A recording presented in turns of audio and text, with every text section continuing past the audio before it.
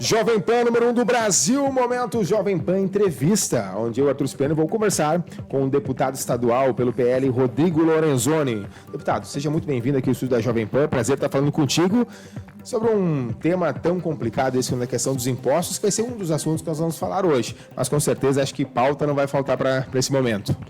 Sem dúvida, momento intenso, Arthur, uma alegria estar aqui na Jovem Pan, né, esse veículo extraordinário de comunicação que nós temos no país e aqui em Porto Alegre. E vamos lá, vamos conversar sobre os temas importantes que temos pela frente. Pois é, como deputado, também trabalhou na Secretaria, teve várias frentes aqui no Estado, né? Como é que tu faz uma avaliação nesses primeiros anos do mandato? Bom, nós estamos aí no segundo ano, né, do meu segundo mandato, né? Na legislatura passada eu tinha ficado como primeiro suplente, acabei assumindo a titularidade do mandato na reta final da legislatura, em virtude da cassação de um parlamentar. Eu era suplente, acabei ficando como titular, e nesse ano fiz a minha eleição, então começo uma legislatura como titular desde o início da eleição do ano passado. Com grandes desafios, né? Eu assumi a bancada do Partido Liberal, a liderança da bancada do Partido Liberal, que é o meu partido. Ser líder de bancada na Assembleia Legislativa é uma responsabilidade muito grande, pois nós conduzimos ali as discussões, as definições de pauta dos projetos a serem votados, né? Eu represento na liderança eu e mais 4 deputados, então 5 deputados. É uma bancada já de um tamanho considerável dentro da Assembleia. Né? E esse é um dos grandes desafios, né? E com as discussões que foram sendo pautadas, né, do ano passado e nesse, principalmente a questão que tu abordaste no início do aumento dos impostos, da proposta de aumento de impostos pelo governador Eduardo Leite, a gente na liderança da bancada acaba enfrentando esse debate de forma mais frontal, né? Eu te diria que esse é o grande debate e também o grande mote de trabalho do meu mandato, né? Eu trabalho muito pelo desenvolvimento econômico do Estado, pela liberdade econômica, sou autor da lei aqui no Rio Grande do Sul, tive na Prefeitura de Porto Alegre como secretário municipal de desenvolvimento econômico também no momento que nós regulamentamos a lei em Porto Alegre, permitiu que hoje mais de 700 atividades na cidade estejam dispensadas de alvará, por exemplo, então desburocratizando. Então essa é a nossa caminhada aí e os desafios que temos nesse sentido. Pois é, por falar em desafios, né? A gente, antes deixando claro que estamos aqui com os microfones abertos também para todas as partes citadas. Se quiserem depois, fica o nosso convite também para o governador estar por aqui. Mas é uma questão, e eu preciso te perguntar isso, né? Houve um embate, né? Até pelo seu pai ter sido candidato contra o governador. Como é que tá essa situação toda? A gente coloca muito nas redes sociais sobre isso. Não, eu tenho um respeito muito grande pela figura do governador Eduardo Leite, né, e pela pessoa do governador Eduardo Leite. Eu não tenho absolutamente nada contra a pessoa dele, né? Nós estamos numa democracia, né, e eu defendo o ponto de vista que eu acredito, né, e que eu defendi nas eleições, né? Então nós defendemos no processo eleitoral, e eu defendi na outra eleição que eu disputei, e ao longo de toda a minha trajetória, nós defendemos que nós precisamos ter um Estado que seja eficiente, e eu vejo muita dificuldade o Rio Grande do Sul ser um Estado eficiente com 27 secretarias de Estado.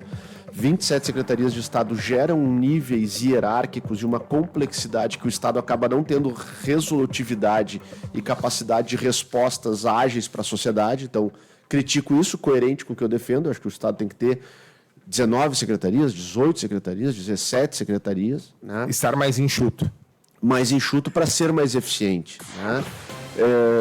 Defendemos no processo eleitoral que nós temos que ter uma transformação do ambiente de negócios do Rio Grande do Sul, porque o que puxa o desenvolvimento econômico e social de um estado, de uma cidade, é a atividade econômica, e quem promove a atividade econômica é a iniciativa privada, e para isso nós temos que ter menos burocracia, e aí eu não posso conviver de forma silenciosa com a FEPAM, por exemplo, que é o órgão de licenciamento ambiental do Rio Grande do Sul, que leva muito mais tempo que os órgãos de licenciamento ambiental de Santa Catarina, de São Paulo, e eu não critico a regra ambiental, estou criticando o processo de licenciamento, o processo administrativo que é moroso, né?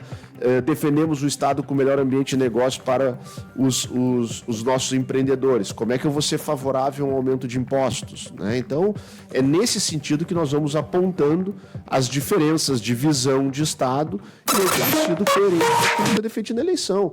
Quem prometeu não aumentar imposto na eleição está aumentando é o governador. Quem mentiu foi ele. Eu sigo com a mesma coerência. Eu disse lá na campanha que nós não tínhamos que aumentar impostos, inclusive tínhamos que diminuir os impostos. Eu estou sendo coerente àquilo que eu defendo, né? E aí surgem, naturalmente, dentro do ambiente democrático, os enfrentamentos de ponto de vista e de situação e oposição, e nós não somos uma oposição ao Rio Grande do Sul. O PL faz uma oposição ao governo do Estado naquilo que não é bom ao Rio Grande do Sul. Aquilo que nós temos de projetos apresentados que são positivos para o Rio Grande do Sul, nós temos apoiado. E essa questão do aumento dos impostos, né? Ela vem sendo discutida, teve uma primeira votação, teve reajustes, né? Teve o próprio sindicato falando sobre isso, os próprios empreendedores se movimentando para que isso não aconteça. Eu sei porque eu tenho outros negócios, sou empreendedor, e sei quanto é difícil tu pagar uma carga tributária muito elevada, porque se formos colocarmos em pauta, dinheiro que está deixando de ir na mão do consumidor, do empregado, do trabalhador aí que está deixando de receber e deixando de gastar na economia. Mas aí vem uma outra pergunta: é necessário esse dinheiro, esse aumento de impostos? E se não for necessário, qual seria a solução? Arthur, acho que tu toca num ponto nevrálgico dessa situação, né? É ou não é necessário o aumento de impostos? Primeira pergunta. E eu tenho como afirmar com convicção que nesse momento, né, não há necessidade de aumento de impostos. Primeiro, porque nós já estamos pagando mais impostos este ano no Rio Grande do Sul. Lá em janeiro, o CONFAS, que é o Conselho das Secretarias de Fazenda dos Estados, aprovaram uma resolução que aumentou os impostos da gasolina, do gás de cozinha e do diesel. Ou seja, os gaúchos já estão pagando mais impostos.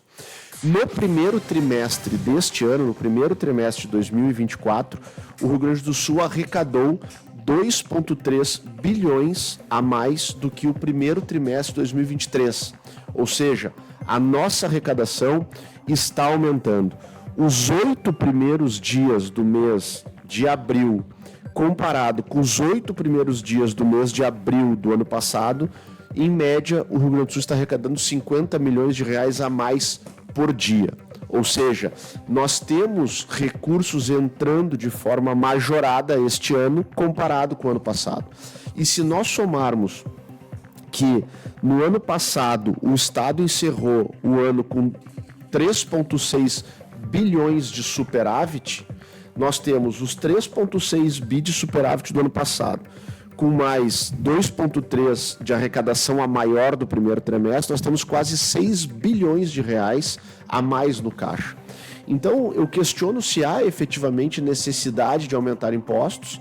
E o segundo ponto é o seguinte: nós sabemos, e tu falou bem também, o dinheiro no bolso do cidadão, ele circula melhor na economia do que centralizado no cofre do governo. O Rio Grande do Sul, nos últimos 30 anos, escolheu o caminho do aumento de impostos. A cada ciclo de governo, nós discutimos aumentos de impostos, e o Rio Grande do Sul veio aumentando impostos ao longo dos 30 anos. Qual foi o resultado que nós temos hoje? Nós temos o desempenho socioeconômico menor que Santa Catarina, que não aumentou impostos nesse período na proporção que nós. E é um estado menor que o nosso. É um estado menor que nós. Nós temos infraestrutura e também indicadores sociais e econômicos menores do que o Paraná, que nesses últimos 30 anos não aumentou impostos na proporção que nós. E antes destes 30 anos, voltando no tempo, o Rio Grande do Sul tinha indicadores socioeconômicos melhores que Santa Catarina e Paraná. Então, será que não está na hora de nós pararmos de discutir os velhos remédios, as velhas práticas, as velhas alternativas que fizeram o Rio Grande do Sul patinar no tempo e começar a discutir projetos de transformação para o Rio Grande do Sul? E ter ousadia e coragem de, quem sabe, pela primeira vez, reduzirmos os impostos, melhorarmos o ambiente competitivo no Estado. E como que nós podemos fazer isso? Contendo o custo do Estado também. E a gente vai olhar os números do Estado, do ano passado para cá, o custo do Estado do Rio Grande do Sul aumentou 20% mais. O governo precisa dizer aonde que ele aumentou. É em salário? É em estrutura? É em secretaria? Bom, tem margem ainda para cortar gordura. Pois é, então, falamos desse aumento de estrutura do governo, mas a gente vê na rua bem diferente disso. A gente vê nossas estradas que não estão 100%, a gente vê que tem aí um sério trabalho também para recuperar muita coisa, é verdade. A gente vê um caos na saúde, e a saúde a gente fala, mas a gente está sempre no mesmo lugar. Eu, ao menos, não consigo ver uma mudança, a não ser se for uma iniciativa privada. Um hospital que tem iniciativa privada, ele está sempre se reestruturando. Mas a saúde, seja ela do SUS, seja ela estadual, municipal, ela sempre tem um problema. Não seria aí daqui a pouco uma saída para poder, então, investir o dinheiro nisso?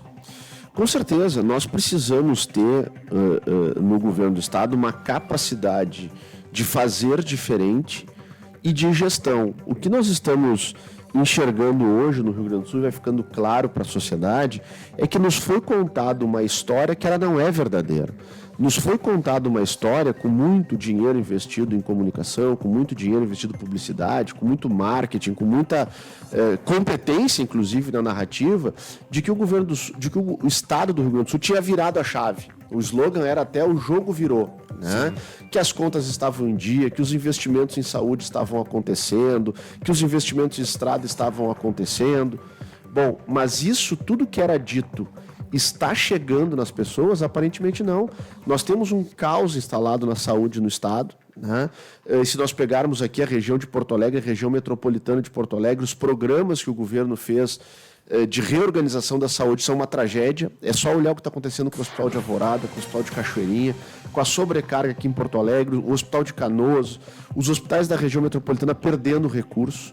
O IP, que atende 1 milhão de gaúchos e que movimenta o sistema privado de saúde, está indo ladeira abaixo. À beira da falência há muito tempo, né? Exatamente. E foi feita uma reforma do IP há pouco tempo atrás que o governo anunciava que resolveria os problemas do IP e não resolveu, né? Uma das reformas do IP que foram feitas é o aumento no plano, né? Hoje o dependente que não pagava antes está pagando, mas aí nós aumentamos, então o dependente que pagava 500 hoje paga muito mais e nós não estamos tendo um retorno disso. Porque se você precisar hoje da saúde, você vai agendar e vai ser só o que muda do IP e do SUS é só um nome, né? Porque a data de agendamento é muito posterior. Exatamente. Em algumas situações, o SUS ainda consegue superar a qualidade do IP, né? E sempre foi vendido para a população que estaríamos fazendo reformas para resolver os problemas do IP. Então, nós estamos diante de um governo que ele só olha para a arrecadação. Então, quando o IP teve problema, o que ele fez? Aumentou a contribuição dos associados, fez aqueles que não pagavam começarem a pagar, botou mais dinheiro no cofre do IP, mas aí faltou gestão. Faltou gestão porque os hospitais agora estão à beira de um colapso, pois estão perdendo 190 milhões porque as tabelas do IP foram corrigidas de forma equivocada. Isto só os hospitais filantrópicos e as santas casas no estado do Rio Grande do Sul. O estado do Rio Grande do Sul, na primeira administração do Eduardo Leite, teve, e aí a gente reconhece que tiveram méritos do governador quando fez as reformas, e nós inclusive ajudamos a participar naquele processo de fazer as reformas, mas somando os valores das privatizações, somando tudo que o governo economizou com a reforma da Previdência que aprovamos na Assembleia, somando todos os auxílios e recursos que vieram do governo federal, mais o não pagamento da dívida com o governo federal, este governo teve uma folga de caixa de 31 bilhões de reais. Eu pergunto para o ouvinte se com uma folga de 31 bilhões de reais de um estado que tem um orçamento de entre 60 e 70 bi, será que não era possível ter reorganizado o fluxo de caixa? Lembra que o Eduardo Leite mandou o Sartori tirar a bunda da cadeira para resolver o fluxo de caixa? Mas o Sartori não teve a possibilidade de ter 30 bilhões de reais livres para ajustar o fluxo de caixa. Então nós estamos diante, infelizmente, de um governo que teve as condições, mas não teve a capacidade de gestão. E não é justo que essa conta seja mais uma vez repassada para a sociedade, ou em forma de aumento de impostos, ou em forma de penalização da sociedade com a má prestação de serviços públicos. Então nós temos feito lá na Assembleia um debate muito intenso na busca de alternativas e apontando soluções, nós podemos discorrer sobre muitas delas aqui no programa, e ao mesmo tempo fazendo um apelo para que o governador do estado possa governar o estado. Ele foi eleito para governar o estado, não para governar o seu projeto de poder para ser candidato à presidência da República. E nos parece muitas vezes que ele não está cuidando de governar do estado e está cuidando de governar o seu projeto. E isso não é correto com a sociedade. Um dos teus pedidos, né, do decreto legislativo para suspender 5 decretos do governador que retiram benefícios fiscais de 64 setores da economia gaúcha. Me fala mais sobre esse decreto, porque é um assunto bem complicado. São 64 setores atingidos. Sem dúvida, isso é de uma gravidade absoluta. Isso pode simplesmente destruir a nossa economia, porque diversos segmentos da economia recebem incentivos fiscais dos governos em todos os estados para que eles possam ter capacidade de competição com outros segmentos. Isto foi consolidado ao longo de décadas no estado do Rio Grande do Sul, assim como em todos os estados do Brasil. E um dos setores que recebem esses incentivos fiscais é o setor primário, principalmente aqueles segmentos que produzem e fornecem alimentos para a cesta básica. Tanto que o ICM de muitos alimentos que compõem a cesta básica, batata, ovos, carne, leite, arroz, feijão, o ICMS é zero, justamente para que este alimento possa chegar com um preço justo na mesa do consumidor e que os produtores possam ter competitividade com outros estados. O que o governador fez? Ele emitiu decretos que retiram estes incentivos fiscais. Ou seja, alimentos que hoje pagam zero, que não pagam imposto, passarão a pagar 12% de impostos. E aí nós estamos falando dos alimentos que nós falamos. O arroz, o feijão, a batata, as carnes, o pão francês, né, o cacetinho aqui para nós gaúchos, né, isso passará a ter uma tributação absolutamente despropositada. O que fará com que o alimento fique mais caro, isso é uma crueldade com quem ganha menos, principalmente com quem ganha pouco, porque a estimativa dos economistas da Farsul é que a cesta básica do Rio Grande do Sul, com estes decretos que estão para começar a sua vigência no dia 1º de maio, no Dia do Trabalhador... Já era para ser dia 1º de abril, né? Isso, era para ser dia 1º de abril. Aí postergaram dia 1º de maio. Dobro, né? Aí, né? O nome condiz a situação. Exatamente. Né? Aí passa para o dia 1º de maio, acho que numa homenagem do governo aos trabalhadores, né? E se nós formos pegar esse estudo da Farsul aponta que, em média, aumentará R$ 683 o custo da cesta básica por ano para cada gaúcho.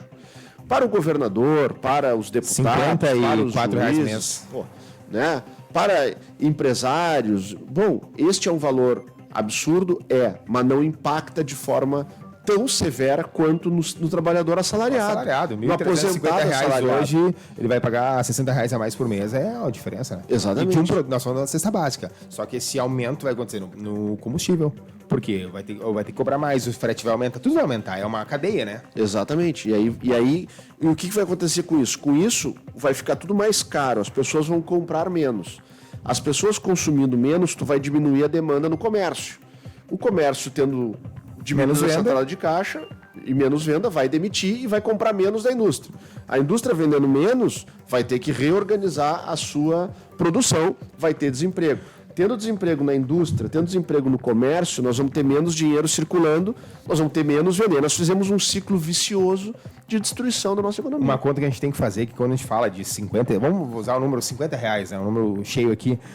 Mas R$50 na vida de uma família pode ou não fazer diferença, e pode, a gente sabe disso, mas uma empresa não vai sofrer com R$50, mas não é só R$50. São inúmeras famílias de todo o Rio Grande do Sul que vão ter que gastar a mais, que consequentemente não o farão, e aí o impacto é muito maior na ponta. Essa é a conta que a gente tem que fazer. É exponencial o cálculo, né? E mesmo o aumento, né, de impostos de 17% para 19%, isso não é um aumento de 2 pontos percentuais, não, vai aumentar de 17 para 19 a 2%. Não, tu está aumentando em 12% a carga tributária das pessoas e das empresas.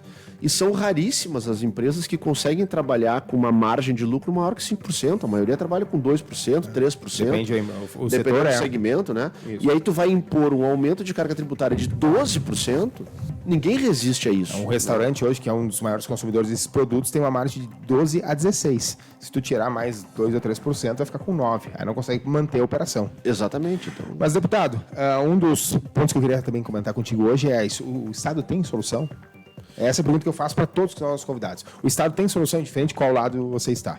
Eu acredito que sim, né? O Rio Grande do Sul é um estado que tem potencialidades absurdas, né? Um estado que tem uma característica empreendedora da sua sociedade. O Rio Grande do Sul só não quebrou de verdade porque o povo sustentou o estado com o seu trabalho.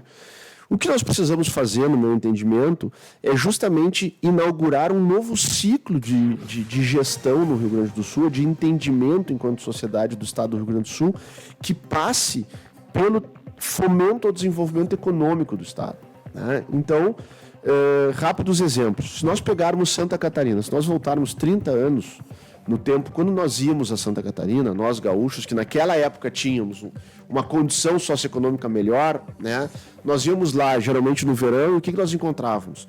um estado com praias maravilhosas, mas infraestrutura horrível, acesso às praias era estrada de areia, de chão, faltava água. Eu lembro, às vezes eu ia passar férias na praia de Daniela com a minha família, e nós íamos na bica de Daniela buscar água potável, porque a água da torneira era complicada, era amarelada, faltava água, enfim. O que Santa Catarina fez de lá para cá, né, que nós não fizemos? Nós seguimos fazendo a mesma coisa que nós fazíamos há 30 anos atrás. Eles criaram programas de desenvolvimento regional do seu estado. Então, se nós pegarmos o oeste catarinense, o agro bomba. Se nós pegarmos o sul catarinense, nós temos aqui têxtil e nós temos cerâmica. Se nós pegarmos a região de Floripa, da capital, eles investiram muito num polo de inovação. Ou seja, Santa Catarina olhou para o seu estado, identificou as suas vocações, as suas potencialidades regionais e montou um processo de desenvolvimento regional. Se eu perguntar para qualquer gaúcho qual é o plano de desenvolvimento econômico do estado para a Serra Gaúcha, não tem. Para o Vale do Taquari, não tem. Para o Litoral Norte, não tem. Para a Campanha Gaúcha, não tem. Então nós precisamos olhar para isso. E ao identificar isto, criar as condições para que estes segmentos possam se desenvolver. E como que nós vamos criar essas condições? Primeiro, fazendo o Estado custar menos para cobrar menos imposto à sociedade. Então nós temos que cortar na carne, nós temos que diminuir o tamanho do Estado. Nós temos 27 secretarias, nós temos 4.800 CCs. Está correto? Isso não está. Né? Então nós temos que diminuir aí. Nós temos que chamar à mesa o Poder Legislativo e o Poder Judiciário. Nós temos que ter coragem de discutir o 12º, por exemplo, o repasse orçamentário para os poderes.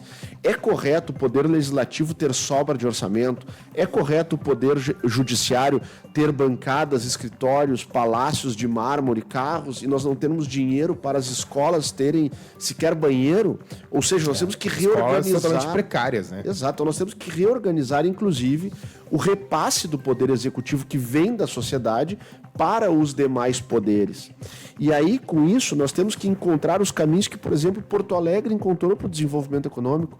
A Prefeitura de Porto Alegre reduziu impostos para 50 segmentos da nossa economia, sendo que muitos deles de segmentos estratégicos da cidade, como o setor de eventos, o setor de inovação e o turismo. E o que aconteceu com Porto Alegre? A arrecadação do município de Porto Alegre nos últimos 3 anos aumentou em 27,5%. Com isso, passa a ter mais dinheiro, inclusive, para investir, né, na própria cidade. E investirmos em obras de transformação no Rio Grande do Sul. Às vezes o governo do estado abre maravilhosos PowerPoints lá bem feitos, botando milhões de investimentos, e eu pergunto, quais foram as obras de transformação que foram feitas no Rio Grande do Sul? Nenhuma. Esse dinheiro não foi bem investido. Então, assim, nós temos os mesmos gargalos logísticos na 116, na 101, na 290, na 470, nas RS, na 386, né? Os mesmos gargalos. Nós não avançamos em hidrovia, nós não avançamos em ferrovia, ou seja, nós temos que encontrar um caminho de progresso para o estado do Rio Grande do Sul, que não é o caminho que nós trilhamos nos últimos 30 anos. Porque o caminho que nós trilhamos nos 30 anos, independente de governo e de partido, sempre foi o mesmo. E nós sempre tivemos os mesmos resultados. A hora é de mudar e olhar um pouco com humildade o que Santa Catarina fez, o que Paraná fez, o que Espírito Santo fez, que foram estados que passaram da gente. Sempre o que é bom tem que ser usado de exemplo, né, deputado? E para a gente encerrar a nossa entrevista de hoje, o que tu pretende trabalhar muito nos próximos 2 anos? Eu pretendo seguir trabalhando muito na sensibilização da nossa sociedade gaúcha, e aí quando falo sociedade, falo em todos os aspectos, os cidadãos, os consumidores, as entidades representativas do setor produtivo, o Poder Judiciário, o Poder Legislativo, o Poder Executivo, de que nós precisamos encontrar um caminho para o desenvolvimento do Rio Grande do Sul. Nós precisamos, enquanto sociedade, parar e decidir e escolher qual caminho nós queremos para o estado do Rio Grande do Sul. Eu só tenho uma certeza hoje, que não pode ser o caminho que nós adotamos nos últimos 30 anos. Porque senão, daqui a 5 anos, 10 anos, 20 anos, 30 anos, nós vamos continuar discutindo as mesmas coisas no Rio Grande do Sul. Nós discutimos no Rio Grande do Sul, há 30 anos, o tamanho do estado, se nós vamos cobrar mais ou menos impostos, se nós vamos ter mais ou menos secretaria, se o governo é de é estatista, não é. Seguimos brigando. Nós temos que achar consensos e virar a página, que foi... Trabalhar. Santa Catarina não discute mais privatização, eles já têm isso pacificado. Santa Catarina está discutindo o que eles vão fazer enquanto Estado para desenvolver daqui a 10 anos, daqui a 20 anos, quais são os investimentos que eles vão atrair, quais são os polos que eles vão desenvolver, né? Eles já estão discutindo, né? Já tem a segurança pública num outro patamar, já tem o agronegócio num outro patamar. Nós no Rio Grande do Sul, no século XXI, não conseguimos ainda sequer armazenar água. Nós não conseguimos fazer o processo de armazenamento de água para a nossa agricultura. E nós sabemos que a cada ciclo de 2, 3 anos tem secas brutais. Ou seja, nós temos que sair do atraso e andar para frente. Esse é o meu grande objetivo de trabalho, né, de fomentar isso, olhando sempre para a liberdade das pessoas, para a liberdade econômica e para o fomento do empreendedorismo. Muito obrigado, deputado Rodrigo Lorenzoni, do PL, fechando aqui o Jovem Pan Entrevista. Fique acompanhando também aqui nas nossas plataformas digitais muito mais sobre esse assunto.